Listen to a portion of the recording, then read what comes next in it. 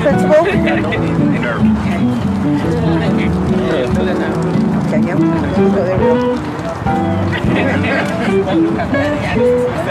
Good afternoon, everyone.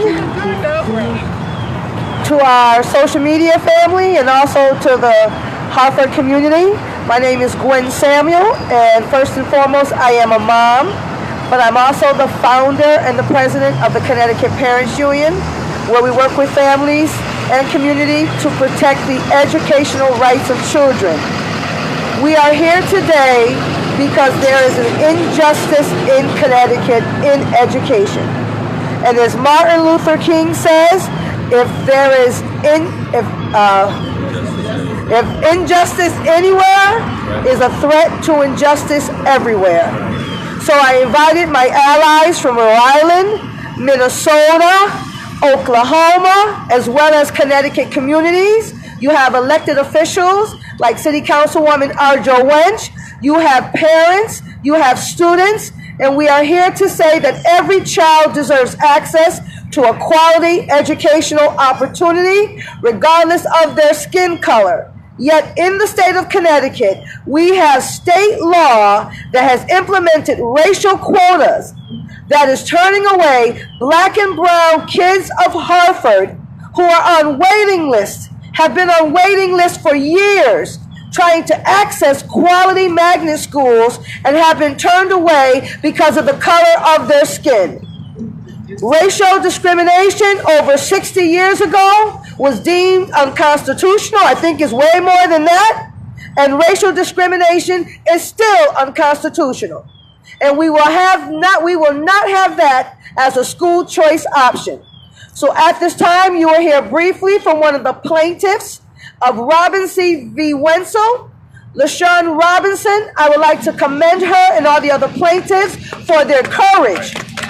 It takes courage to fight against Goliath. Goliath has made this system, but it's the people, by the people, and for the people who is supposed to control the system. And it's time for us to change that narrative. So at this time, we hear from plaintiff LaShawn Robinson. Why are you here, Miss LaShawn? Hello. I'm here today because I'm a parent of 5 children. Can you hear me? Can you hear me? Sorry. Keep talking, I'll turn it off.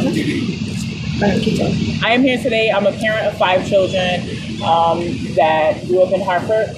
My friend, when it surrounded his education and ended up dropping out of school, it took a lot because Gerard was number 1 for 3 rounds on the lottery list and never got picked for a school that he wanted to be in wholeheartly.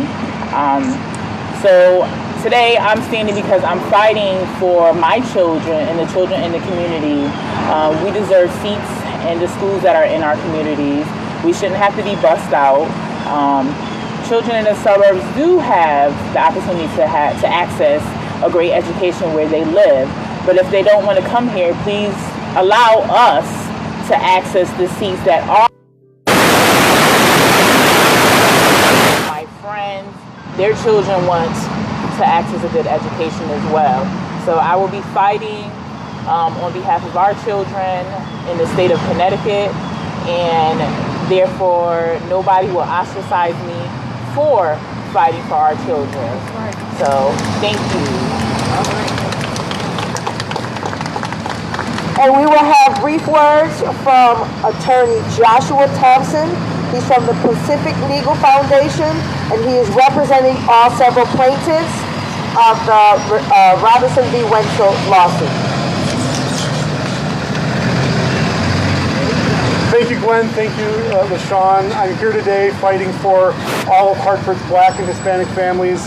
We started this fight in February when LaShawn Robinson and 7 other Black and Hispanic families decided to stand up for what has been going on in the city for years. Hartford mandates that magnet schools maintain 25% of their population be white and Asian at the expense of Black and Hispanic kids. And they are so rigid with that quota that they will rather leave seats empty than fill them with Black and Hispanic students.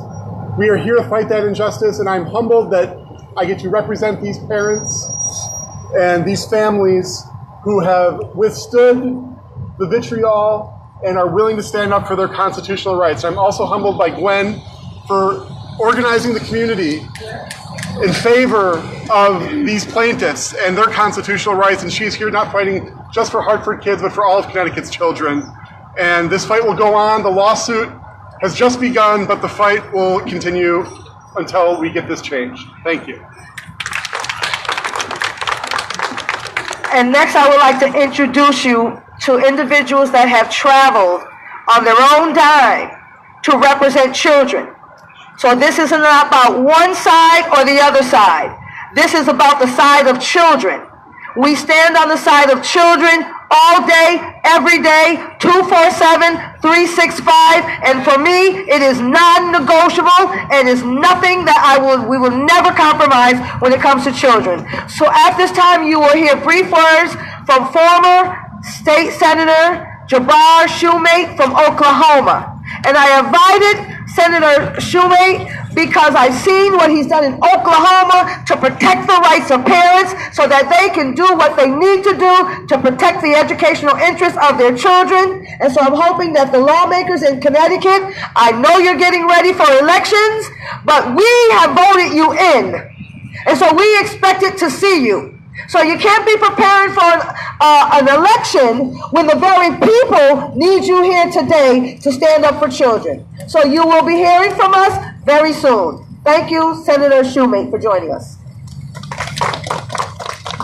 Thank you so much. I want to thank Gwen. I want to thank parents across this city and across this state, including the courageous parents that stood up to a Goliath and said that injustice anywhere, we're going to fight it. We're going to fight it in the front, in the public view of all of the things that are going on. I got involved in fighting for parents in Oklahoma when I found out that prisons in my state were being built, private prisons, off the third grade reading scores of students who look like me and live in my district.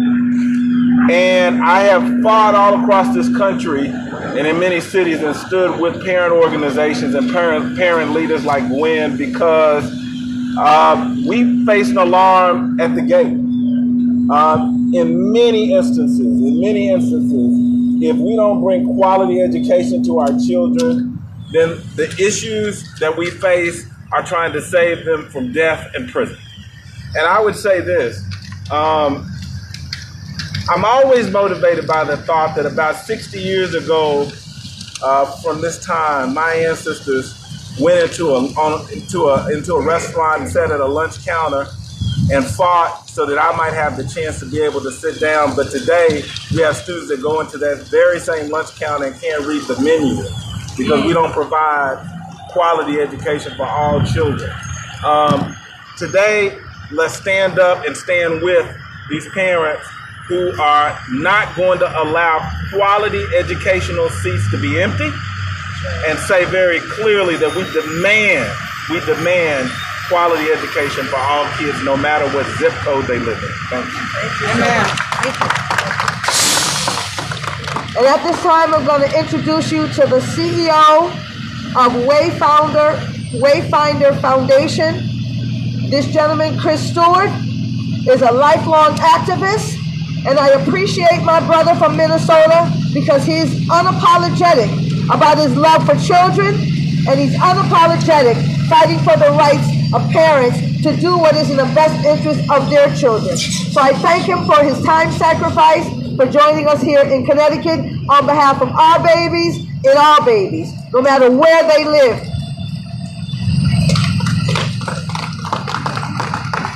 Well, I'd like to thank Gwen and the Connecticut Parents Union for having me here today.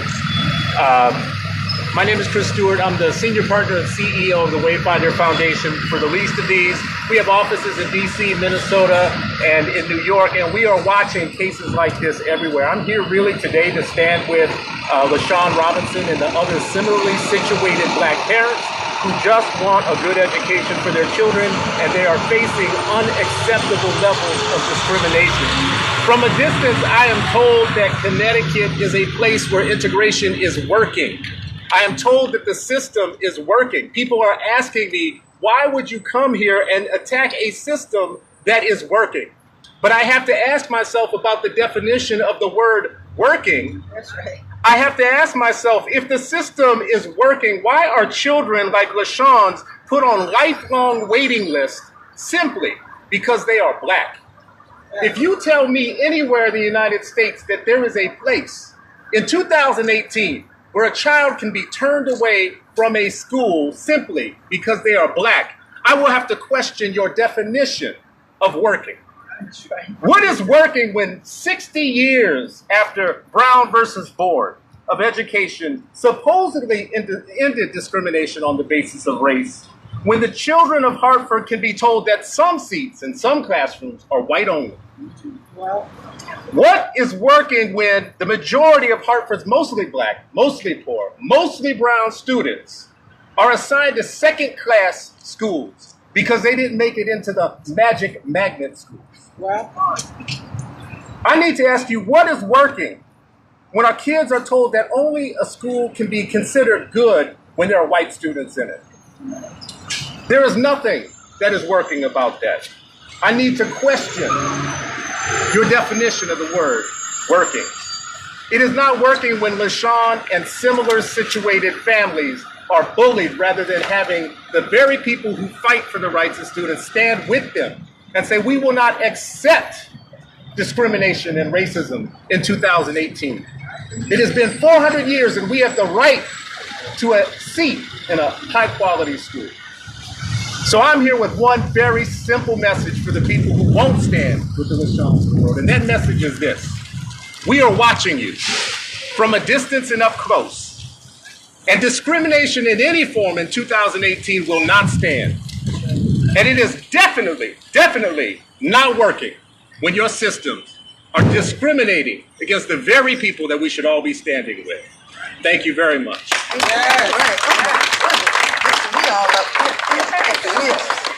So as we prepare to close, I do want to acknowledge we have City Council Arjo Wench here, and I want to call her our champion. Every legislative policy that passes throughout our state capitol has a legislative champion. And I have yet to find an elected official who is willing to champion on behalf of these black and brown babies. Right. But Arjo Winch, and I appreciate this city councilwoman, because I'm sure it's not easy going back to your silent board and having to answer questions that are you choosing some children over another. But she made it very clear.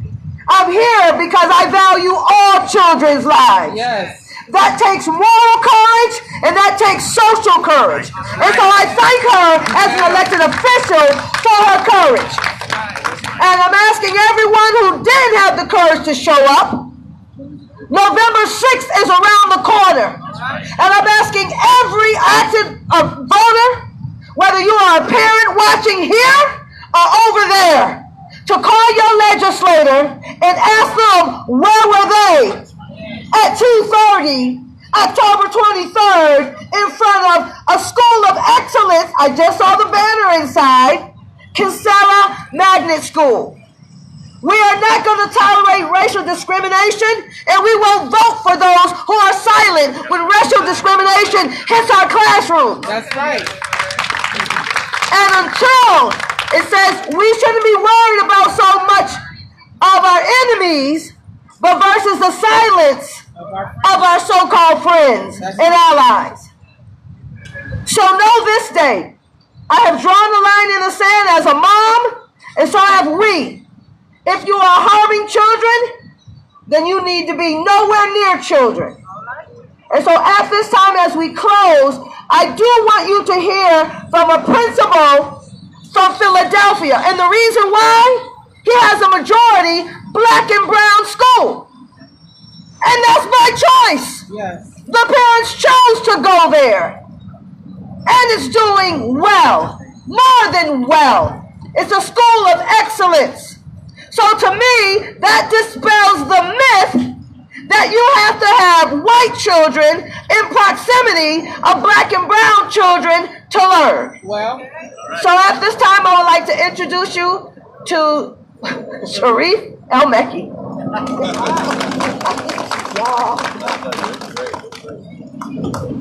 I want to thank Gwen Samuel as well as the parents who are standing, advocating not only for their own children but for all children. This idea, first of all, you know, black families have been on wait lists since we've gotten here. We've been on wait lists to become American citizens. We've been on wait lists to have access to quality education. Now we're on wait lists in 2018, to be involved in and receive education in magnet schools. The second premise is this idea of what is integration when it works, what does it look like? If we believe that having empty seats is more important than providing access to education for black and brown children, that means we are continuing the white supremacy ideology that was embedded in education from the very beginning. That an absent white kid is more important than a present black kid standing in that wait list. So just as Mama Gwen and the community has stood up and advocated and continued to ask, if we have magnet schools, fine. But if it's an empty seat, then address the wait list of people who are waiting.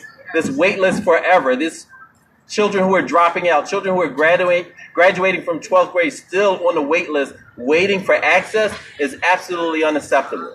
And if this is the best they can do, if this is the best strategy that they can come up with, then we see how far behind we actually are in providing quality access to black and brown children.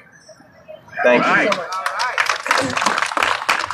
So for those who are listening in TV land, join us at 4:30 because this conversation is not over. Right? We have set the stage for what's to come. At 4:30, join us at 500 Main Street. That is the Hartford Public Library in the auditorium, where we will be having panel discussions with the NAACP Legal Defense Fund who oppose this. Now, I respect my oldest civil rights organization, but I just need to understand, why is this okay? I just need questions. I'm not your enemy. I am your ally. I look like you. My ancestors look like you. We grew up together, in other words, in the history books. And I just need to understand. So at 4:30, join us at the Hartford Public Library in the auditorium, where we will be having an event, a town hall discussion called The True Cost of Integration in Connecticut School. Because there is a cost when you deny children access to a quality education. It is a cost when you can't draw from those children from a future workforce. You can't talk about jobs and economics and our babies can't spell jobs nor economics. We're not having that today. So write in your calendar today. It is no longer acceptable. And we look forward to seeing you at the Hartford Public Library. Take risk, take courage, but be present for our babies. Thank you for joining us. Now we gotta go. We got buses. Okay, now we gotta get